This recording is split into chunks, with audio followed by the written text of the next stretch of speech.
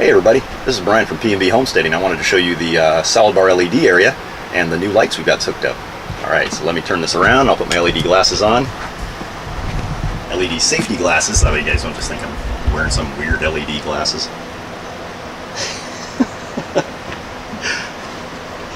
Okay, so now we've got these hooked up and I've replaced, there's something I did. I didn't like these. The one thing I don't like about these lights in general is the cabling that they come with for putting in a grow tent, because these cables that come in, they're, you know, they hook on here.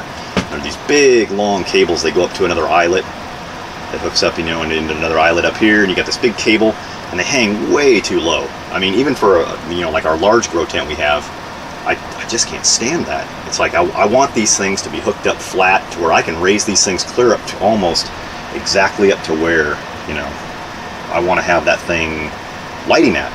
So what I've done is I took some 14 gauge wire and I put it through these eyelets, ran one across this way over to that corner, another one from this corner over to this corner, and it creates an X. And then you hook your, you know, your eyelet loop or your safety hook and your clevis to pull up and down.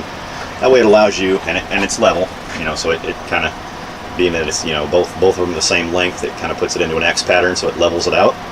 But it makes it a heck of a lot nicer to raise and lower these lights, because if I want to go high, I can go clear up to here. As far as, you know, this thing will allow me to get up close. Whereas when I was trying to hook this thing up earlier, it's like it was hanging clear down here, and I couldn't get it any higher because it was already out of room of travel. So now that I've got this hooked up, it makes it a lot more convenient to put it at the light height that I want it at. And right now I've got it at 19 inches from the top of the trays right here to the lighting surface. So I've got it at 19. Usually it's around 18 or 19. They have a pretty good lighting distribution. So I wanted to make sure I was getting that, you know, kind of get as much of the angle curvature over the tops of the plants as well as coverage possible. So that should do pretty well for these greens. So let's get to the greens. We didn't do any harvest in here this weekend because we've been eating the stuff that's outside, because we had some really nice growth with the cooler weather we've been getting. We kind of hit the 90s early last week, and then this whole weekend we kind of slid down into the 70s and maybe reached 80, I think, 1 or 2 days. But it's been cooler, and I've seen the kale and our chards out there really take off. So we wanted to get you know, eating out there. So we haven't harvested any of this mustard green in here yet, but I am seeing a lot more new growth inside of these that wasn't here. You know, this stuff here seems to be really poking out now that I've got it under these other lights. And then as well, we're getting more of the growth on this chard, or I don't know if this is a beta salad mix. This is one of the ones that, these are the mystery ones that don't have tags, so we're kind of left to wonder what they are. But I'm probably going to do just one cut on this one and then get rid of it, since I don't know, and it doesn't have the bone meal and azomite rock dust mix in the soil, so it's not going to have that really vibrant growth and nutrient uptake. So we've got the first cut on this. I believe this is the Silverado chard, and it seems, you know, we've had some pretty good growth this last week on this coming up. And we do got some ones in here that are kind of, you know, dying off. We got to get rid of this guy. One thing I've noticed on these are really thick. I mean, we're going to have to saute these guys, because I can't imagine eating these in a salad.